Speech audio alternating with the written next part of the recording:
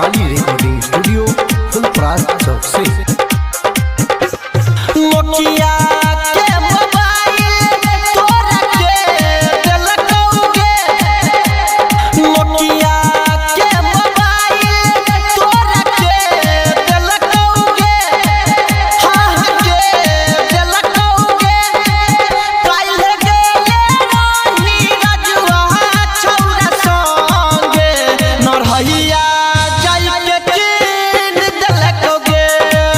काल्हे गेले रही रजुआ छौरा संगे, फुलपहाड़ा सजाइके कीन दिलकौगे।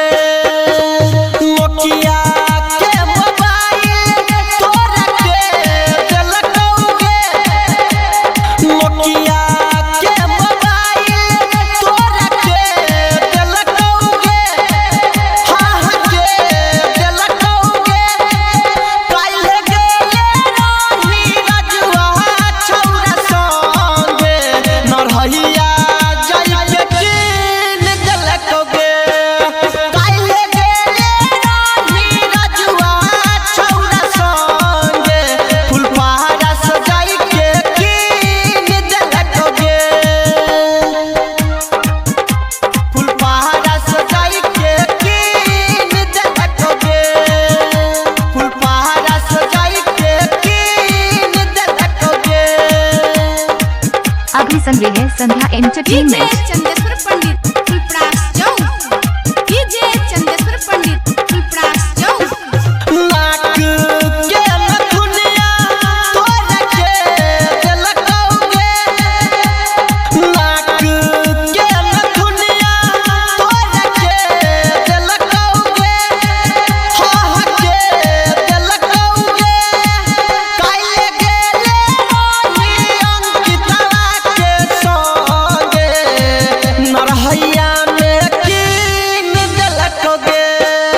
काल्हे गेले रही अरियनवा के संगे, फुलपरास जाके कीन दिलकौगे।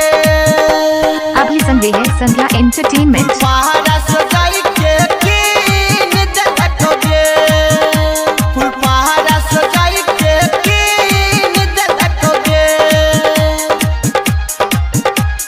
डीजे चंदेश्वर पंडित फुलपरास चौक, डीजे चंदेश्वर पंडित फुलपरास चौक। कान के कनवाली तोरा के दिलकौगे, कान के कनवाली तोरा के दिलकौगे, हाँ के दिलकौगे। काल्हे गेले रही चंदेसरा के संगे, पटना जाइके कीन दिलकौगे। काल्हे गेले रही गणेशवा के संगे, दरभंगा जाइके कीन दिलकौगे।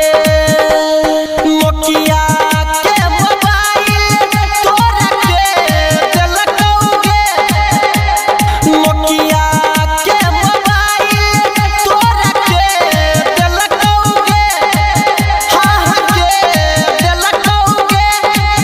काल्हे गेले रही रजुआ छौरा संगे, नरहैया जाइके कीन दिलकौगे। काल्हे गेले रही रजुआ छौरा संगे, फुलपहाड़ा सजाइके कीन। यदि आप चाहते हैं संध्या एंटरटेनमेंट के सभी ऑडियो वीडियो देखें तो चैनल को सब्सक्राइब जरूर करें और बेल आइकन को दबाना ना भूलें।